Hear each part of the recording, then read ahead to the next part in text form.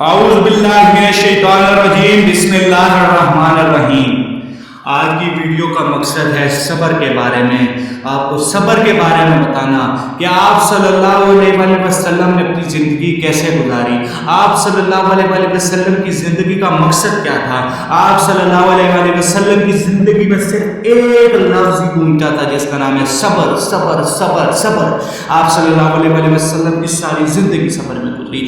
آپ صلی اللہ علیہ وسلم کو کفار نے کیا کچھ نہیں کہا، آپ صلی اللہ علیہ وسلم پہ انہوں نے کتنے ظلم کیوں نہیں کی، لیکن آپ صلی اللہ علیہ وسلم نے صرف صبر صبر صبر صبر سے کام کیا۔ کیا ہم صبر کر سکتے ہیں؟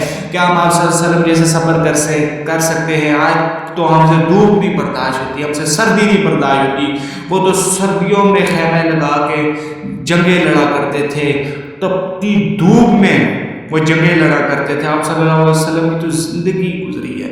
ہمارے نبی نے کیا پایا، مجھے یہ بتاؤ۔ ہمارے نبی تو ساری زندگی روتے رہے ہمارے لیے، کہتے تھے یا رب میری امت کو معاف کر دے، یا رب میری امت کو بخش دے، یا رب میری امت کو معاف کر دے۔ یہ ہے صبر۔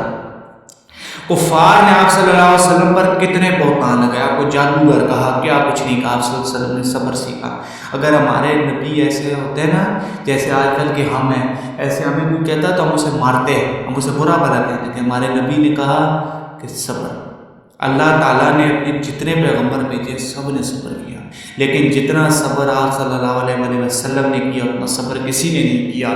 آپ صلی اللہ علیہ وسلم کو جب نبوت ملی تب حضرت ابوبکر آپ کے ساتھ تھے، اس کے بعد آہستہ آہستہ آہستہ اسلام پھیلا اور آج اسلام دنیا بھر میں ہر جگہ موجود ہے۔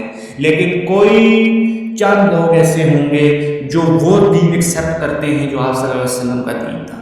ہم دین کو اسلام کے مطابق کہتے ہیں۔ آج ہمارا ملک پاکستان میں ایک بھی قانون اسلام کے مطابق نہیں ہے۔ ہم اسے کہتے ہیں کہ یہ اسلام پر، یہ اسلام کے کلمے لا الہ الا اللہ محمد رسول اللہ پہ ہم نے فتح کیا، لیکن اس کا ہرگز یہ مطلب نہیں ہے کہ یہ اس طرح کا اسلامی ملک ہے۔ اسلامی ملک تو وہ ہے جہاں قانون ہو۔ یا آج بولتے ہیں وہ پھر رہی ہیں، نہ انہیں پردے کا پتہ ہے، نہ انہیں اس چیز کا پتہ ہے۔ صبر صبر صبر نہیں کسی کو پتہ۔ اگر صبر ہم انسانوں میں ہوتا نا تو آج ہم دنیا فتح کر کے بیٹھے ہوتے۔ ہمارے دوست ممالک، ہمارے مسلم ممالک پریشان حال ہیں، لیکن ہم ایک ہی مدد کرتے ہیں، کوئی اور بولتا نہیں ہے، سارے مل کے نہیں کرتے۔ مسلمان کا تو نام ہی اتحاد ہے، مسلمان کا تو نام ہی صبر کرنا ہے۔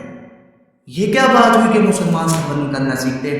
آج ہمارا ملک کیوں خسارے میں، ہم کیوں پستی میں جا رہے ہیں؟ جس کام سے آپ صلی اللہ علیہ وسلم نے منع کیا وہ سارے کام ہم کر رہے ہیں، تو پھر مجھے بتاؤ کہ غیر مسلم ہم سے کیا سیکھیں گے؟ غیر مسلم دین کو ہمارے نہیں مانتے، لیکن وہ ہمارے قرآن کو اسٹڈی کرتے ہیں، وہ ہمارے نبی صلی اللہ علیہ وسلم کی سنتوں کو پورا کرتے ہیں، وہ آپ صلی اللہ علیہ وسلم کی جو باتیں ہیں ان سے سیکھتے ہیں کہ آپ صلی اللہ علیہ وسلم نے کس طرح اپنی زندگی میں صبر کرنا سیکھا، اور آج ہمیں پتہ نہیں ہے کہ صبر کے معنی کیا ہے۔